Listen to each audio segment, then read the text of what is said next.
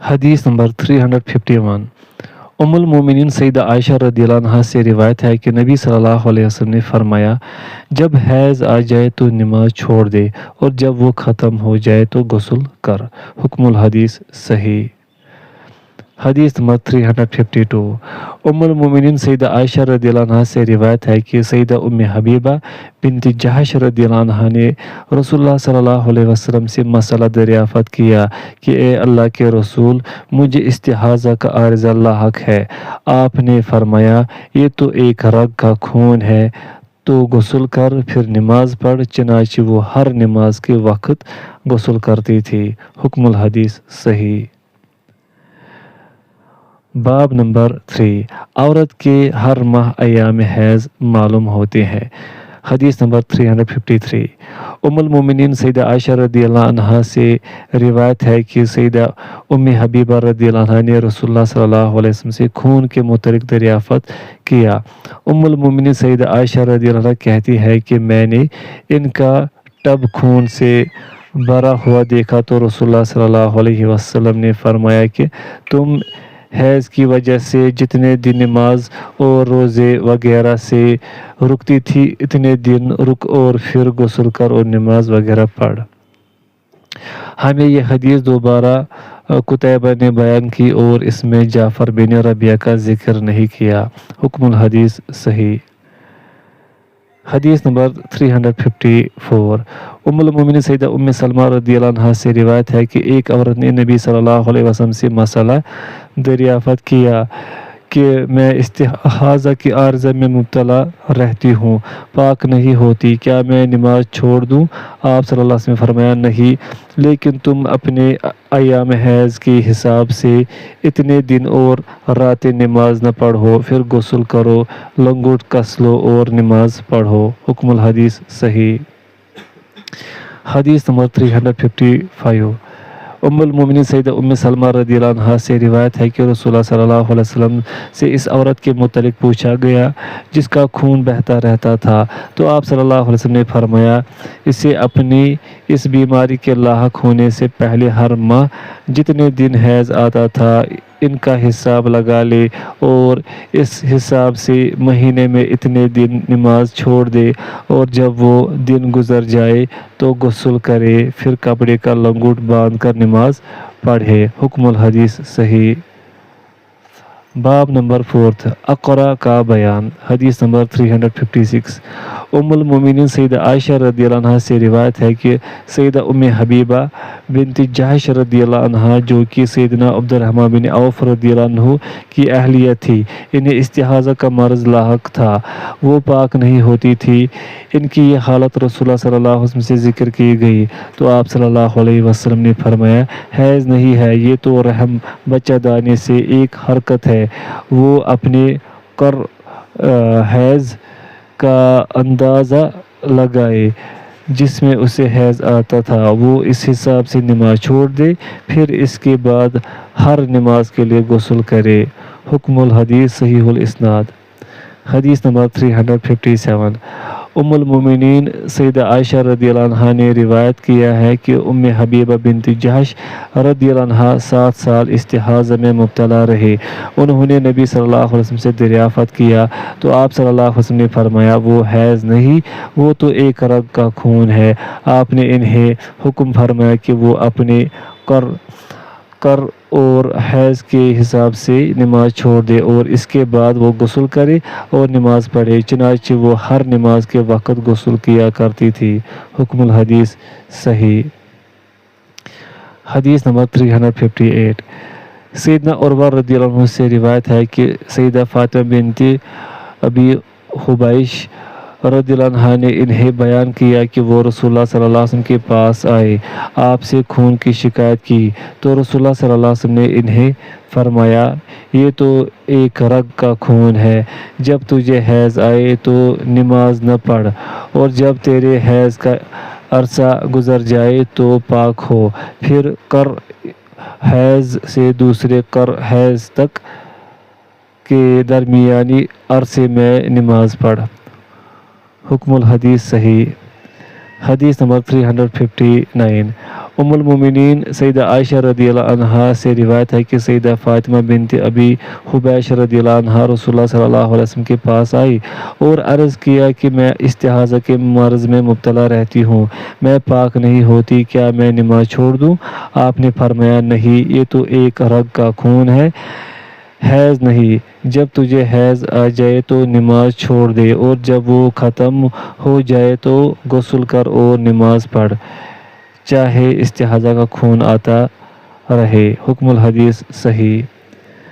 باب نمبر 5 مستحاضہ جب دو نمازیں جمع کر کے پڑھے تو وہ ان کے لیے غسل کرے۔ حدیث نمبر 360 ام المومنین سیدہ عائشہ رضی اللہ عنہا سے روایت ہے کہ رسول اللہ صلی اللہ علیہ وسلم کے دور میں ایک مستحاضہ عورت تھی، اسے کہا گیا کہ یہ تو بہنے والا رگ کا خون ہے اور اسے حکم دیا گیا کہ وہ ظہر کو مؤخر کرے اور عصر کو معجل، اور وہ ان دونوں کے لیے ایک غسل کرے، وہ مغرب کے مؤخر کرے اور عشاء کو معجل، اور ان دونوں کے لیے ایک غسل کرے اور نماز فجر کے لیے ایک غسل کرے۔ حکم الحدیث صحیح۔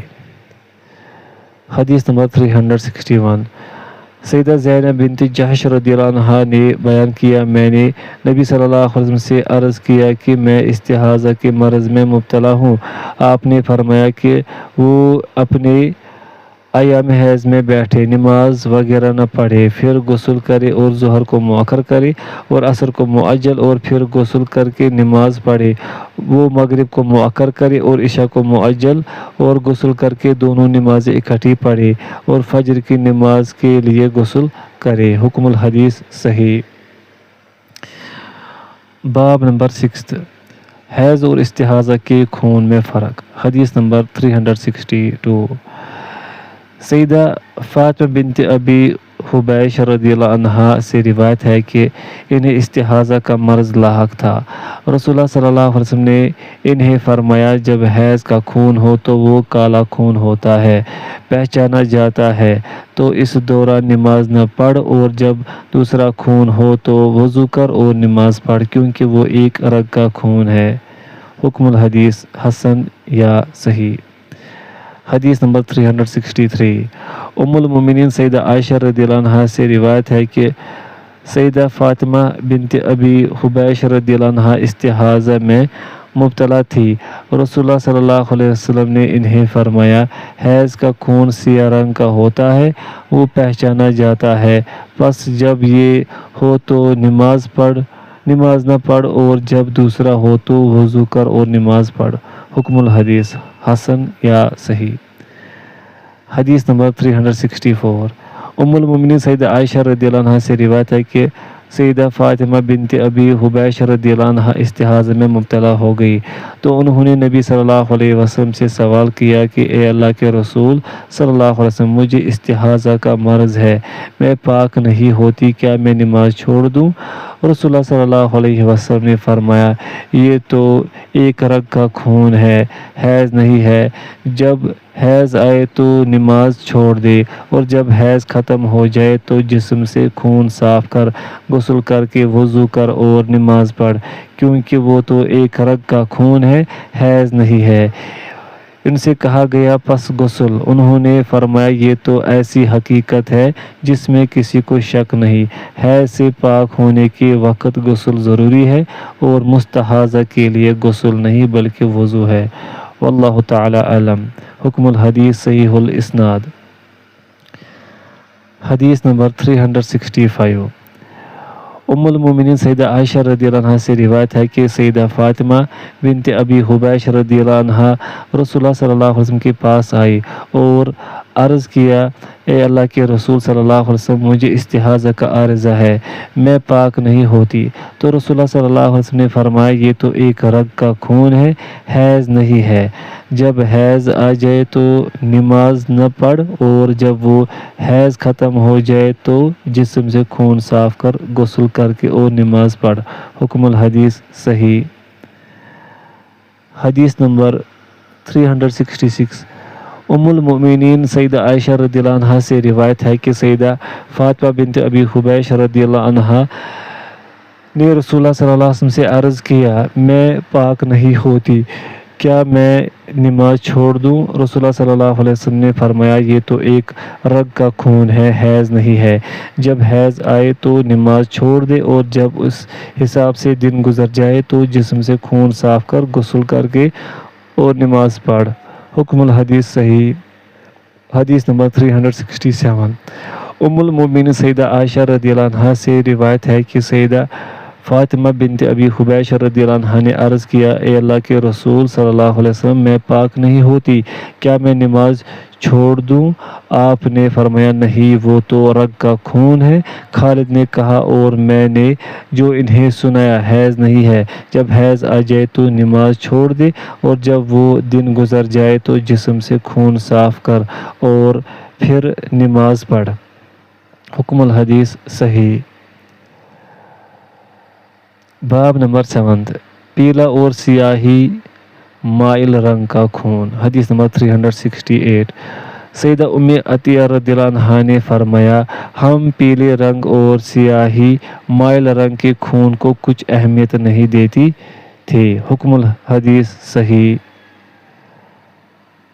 حدیث نمبر 8، حائضہ سے کیا استفادہ کیا جا سکتا ہے اور اللہ عز و جل کے فرمان وہ آپ سے حیض کے متعلق دریافت کرتے ہیں کی تفسیر۔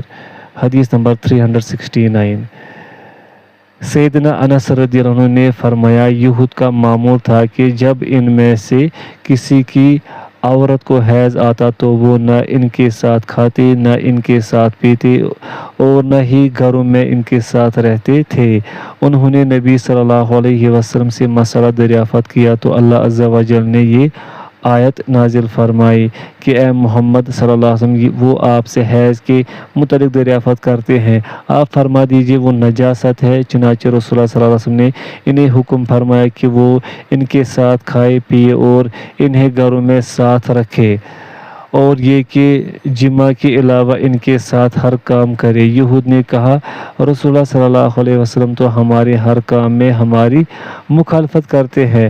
تو سیدنا اسید بن حضیر اور سیدنا عباد بن بشر رضی اللہ عنہما کھڑے ہوئے اور رسول اللہ صلی اللہ علیہ وسلم کو بتایا اور عرض کیا، کیا ہم حیض کے دوران ان سے جماع کریں؟ رسول اللہ صلی اللہ علیہ وسلم سخت غصے میں آ گئے، حتیٰ کہ ہم نے گمان کر لیا کہ آپ ناراض ہو گئے ہیں۔ وہ دونوں جانے کے لیے کھڑے ہوئے، کہیں سے رسول اللہ صلی اللہ علیہ وسلم کے پاس دودھ کا ہدیہ آیا، آپ صلی اللہ علیہ وسلم نے قبول فرمایا تو آپ نے ان دونوں کو بلا بھیجا اور انہیں دودھ پلایا، تو اس سے پتہ چل گیا کہ آپ ان پر ناراض نہیں ہوئے۔ حکم الحدیث صحیح۔ باب نمبر 9، جو شخص حالت حیض میں اپنی اہلیہ سے جماع کرتا ہے جبکہ اسے معلوم ہے کہ اللہ تعالیٰ اس سے منع فرماتا ہے تو اس پر کتنا کفارہ واجب ہے؟ سوال۔ حدیث نمبر 370۔ سیدنا ابن عباس رضی اللہ عنہما نے نبی صلی اللہ علیہ وسلم سے اس آدمی کے متعلق روایت کیا جو اپنی اہلیہ سے جماع کرتا ہے جبکہ وہ حالت حیض میں ہے کہ آپ صلی اللہ علیہ وسلم نے فرمایا وہ 1 یا نصف دینار صدقہ کرے۔ حکم الحدیث صحیح۔ باب نمبر 10، حائضہ کو اس کے حیض والے لباس میں ساتھ لٹانا۔ حدیث نمبر 371۔ ام المومنین سیدہ ام سلمہ رضی اللہ عنہا بیان کرتی ہیں کہ میں رسول اللہ صلی اللہ علیہ وسلم کے ساتھ لیٹی ہوئی تھی کہ مجھے حیض آ گیا، پھر میں آہستگی کے ساتھ وہاں سے چلی اور اپنے حیض کے کپڑے لیے۔ رسول اللہ صلی اللہ علیہ وسلم نے فرمایا، کیا تمہیں حیض آ گیا ہے؟ میں نے عرض کیا، جی ہاں۔ آپ نے مجھے بلایا تو میں اس چادر میں آپ کے ساتھ لیٹ گئی۔ حکم الحدیث صحیح۔ باب نمبر 11، آدمی اپنی حائضہ بیوی کے ساتھ ایک چادر میں سو سکتا ہے۔ حدیث نمبر 372۔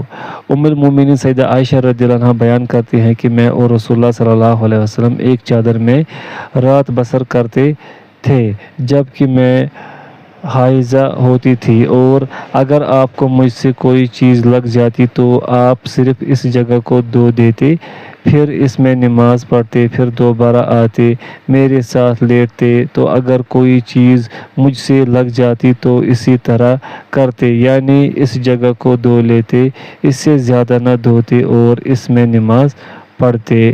حکم الحدیث صحیح۔ باب نمبر 12، حائضہ کے جسم کے ساتھ جسم لگانا۔ حدیث نمبر 373 ام المومنین سیدہ عائشہ رضی اللہ عنہا سے روایت ہے کہ رسول اللہ صلی اللہ علیہ وسلم ہم میں کسی کو حکم فرماتے جب کہ وہ حائضہ ہوتی کہ وہ مضبوطی کے ساتھ اپنا ازار باندھ لے، پھر آپ اس کے جسم کے ساتھ جسم ملاتے۔ حکم الحدیث صحیح۔ حدیث نمبر 374 ام المومنین سیدہ عائشہ رضی اللہ عنہا سے روایت ہے کہ جب ہم ازواج مطہرات رضی اللہ عنہن میں سے کسی کو حیض آتا تو رسول اللہ صلی اللہ علیہ وسلم اسے حکم فرماتے کہ وہ ازار باندھ لے، پھر آپ اس کے جسم کے ساتھ جسم ملاتے تھے۔ حکم الحدیث صحیح۔ باب نمبر 13 جب رسول اللہ صلی اللہ علیہ وسلم کی کسی اہلیہ محترمہ کو حیض آتا تو آپ کیا کرتے؟ حدیث نمبر 375 جمی بن عمیر نے بیان کیا کہ میں اپنی والدہ اور خالہ کے ساتھ ام المؤمنین سیدہ عائشہ رضی اللہ عنہا کے پاس گیا۔ ہم نے ان سے دریافت کیا جب ازواج مطہرات رضی اللہ عنہن میں سے کسی کو حیض آتا تھا تو نبی صلی اللہ علیہ وسلم کس طرح کرتے تھے؟ انہوں نے فرمایا جب ہم میں سے کسی کو حیض آتا تو آپ حکم فرماتے کہ وہ کھلا ازار باندھ لے، پھر آپ اس سے گلے ملتے۔ حکم الحدیث منکر، یعنی یہ روایت ضعیف ہے۔ حدیث نمبر 376 ام المومنین سیدہ میمونہ رضی اللہ عنہا سے روایت ہے کہ رسول اللہ صلی اللہ علیہ وسلم اپنی ازواج مطہرات کے جسم کے ساتھ جسم ملاتے جبکہ وہ حائضہ ہوتی اور ان پر ازار ہوتا جو ان کے نصف پران اور گھٹنوں تک پہنچتا۔ لیس کی حدیث میں ہے کہ اس کی آڑ کر لیتے۔ حکم الحدیث صحیح الاسناد۔ باب نمبر 14 حائضہ کے ساتھ کھانا اور اس کا بچا ہوا پانی پینا۔ حدیث نمبر 377 شرح سے روایت ہے کہ انہوں نے سیدہ عائشہ رضی اللہ عنہا سے دریافت کیا عورت جب حائضہ ہو تو کیا وہ اپنے شوہر کے ساتھ کھانا کھا سکتی ہے؟ انہوں نے فرمایا ہاں، رسول اللہ صلی اللہ علیہ وسلم مجھے بلاتے تو میں آپ کے ساتھ کھاتی جبکہ میں حائضہ ہوتی۔ آپ گوشت والی ہڈی لیتے اور اس میں میرا حصہ رکھتے تو میں اس میں سے گوشت اتار کر کھاتی، پھر اسے رکھ دیتی۔ آپ اسے لیتے اور اس سے گوشت اتارتے اور آپ ہڈی پر اس جگہ منہ رکھتے جہاں میں نے منہ رکھا ہوتا تھا۔ آپ پانی کی دعوت دیتے تو اس میں میرا حصہ رکھتے، اس سے پہلے کہ آپ اس میں سے نوش فرماتے میں اسے لیتی اور اس میں سے پیتی، پھر اسے رکھ دیتی تو آپ اسے لیتے اور اس میں سے پیتے اور آپ پیالے پر اپنا منہ اسی جگہ رکھتے جہاں میں نے رکھا ہوتا تھا۔ حکم الحدیث صحیح الاسناد۔ حدیث نمبر 378 سیدہ عائشہ رضی اللہ عنہا نے فرمایا رسول اللہ صلی اللہ علیہ وسلم اپنا منہ اسی جگہ رکھتے جس جگہ سے میں پیتی تھی اور آپ میرے بچے ہوئے مشروب سے نوش فرماتے جبکہ میں حائضہ تھی۔ حکم الحدیث صحیح۔ باب نمبر 15 حائضہ کی بچی ہوئی چیز سے استفادہ کرنا۔ حدیث نمبر 379 ام المومنین سیدہ عائشہ رضی اللہ عنہا رسول اللہ صلی اللہ علیہ وسلم مجھے برتن پکڑاتے تو میں اس سے پیتی جبکہ میں حائضہ ہوتی، پھر میں وہ آپ کو دیتی تو آپ میرے منہ والی جگہ تلاش کرتے اور اس جگہ اپنا منہ رکھتے۔ حکم الحدیث صحیح۔ حدیث نمبر 380 ام المومنین سیدہ عائشہ رضی اللہ عنہا سے روایت ہے کہ میں پیالے سے پیتی جبکہ میں حائضہ ہوتی، پھر میں وہ نبی صلی اللہ علیہ وسلم کو دیتی تو آپ اس جگہ منہ لگاتے جہاں میں نے منہ لگایا تھا تو آپ اس جگہ سے نوش فرماتے اور میں ہڈی سے گوشت اتارتی جبکہ میں حائضہ ہوتی اور میں اسے نبی صلی اللہ علیہ وسلم کو دیتی تو آپ اپنا منہ اس جگہ رکھتے جہاں میں نے منہ رکھا ہوتا تھا۔ حکم الحدیث صحیح۔ باب نمبر 16 آدمی اپنی حائضہ اہلیہ کی گود میں سر رکھ کر قرآن پڑھ سکتا ہے۔ حدیث نمبر 381 ام المومنین سیدہ عائشہ رضی اللہ عنہا سے روایت ہے کہ رسول اللہ صلی اللہ علیہ وسلم کا سر ہم میں سے کسی ایک اہلیہ محترمہ کی گود میں ہوتا جبکہ وہ حائضہ ہوتی اور آپ قرآن کریم کی تلاوت فرماتے۔ حکم الحدیث حسن۔ باب نمبر 17 حائضہ نماز نہ پڑھے۔ حدیث نمبر 382۔ معاذہ العدویہ نے بیان کیا، ایک عورت نے ام المومنین سیدہ عائشہ رضی اللہ عنہا سے دریافت کیا، کیا حائضہ نماز قضا کرے گی؟ تو انہوں نے فرمایا، کیا تو حروریہ ہے؟ ہمیں رسول اللہ صلی اللہ علیہ وسلم کے دور میں حیض آتا تھا تو ہم نماز قضا کرتی تھی، نہ ہمیں قضا کا حکم دیا جاتا تھا۔ حرورہ ایک گاؤں کا نام ہے جو کوفہ سے 2 میل کے فاصلے پر ہے۔ پہلے خارجی لوگ وہاں رہتے تھے۔ حکم الحدیث صحیح۔ باب نمبر 18، حائضہ سے خدمت لینا۔ حدیث نمبر 383۔ سیدنا ابو ہریرہ رضی اللہ عنہ سے روایت ہے کہ رسول اللہ صلی اللہ علیہ وسلم مسجد میں تھے کہ آپ صلی اللہ علیہ وسلم نے فرمایا، عائشہ مجھے کپڑا پکڑاؤ۔ انہوں نے عرض کیا کہ میں نماز نہیں پڑھتی، یعنی میں حائضہ ہوں۔ آپ صلی اللہ علیہ وسلم نے فرمایا، وہ تمہارے ہاتھ میں نہیں ہے، پس میں نے وہ آپ کو پکڑا دیا۔ حکم الحدیث صحیح۔ حدیث نمبر 384۔ سیدہ عائشہ رضی اللہ عنہ سے روایت ہے کہ رسول اللہ صلی اللہ علیہ وسلم نے مجھے فرمایا، مجھے مسجد میں سے چٹائی پکڑائی۔ میں نے عرض کیا، میں حائضہ ہوں۔ رسول اللہ صلی اللہ علیہ وسلم نے فرمایا، تمہارا حیض تمہارے ہاتھ میں نہیں۔ حکم الحدیث صحیح۔ حدیث نمبر باب نمبر 19، حائضہ مسجد میں چٹائی بچھا سکتی ہے۔ حدیث نمبر 385۔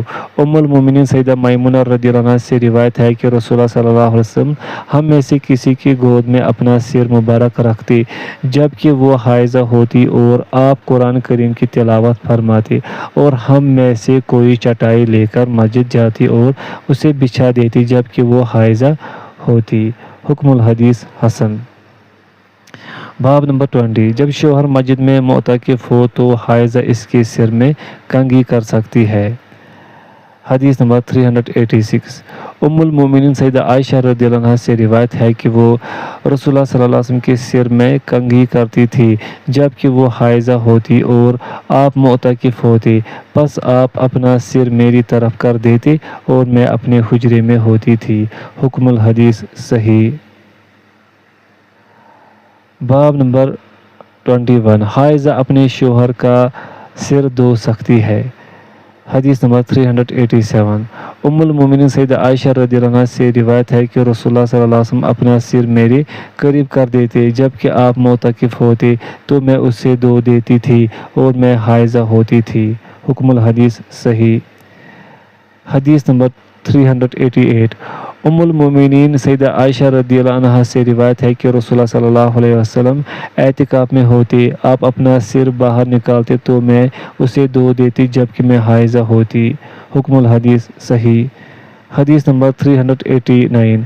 ام المومنین سیدہ عائشہ رضی اللہ عنہا سے روایت ہے کہ میں رسول اللہ صلی اللہ علیہ وسلم کے سر میں کنگھی کرتی تھی جبکہ میں حائضہ ہوتی تھی۔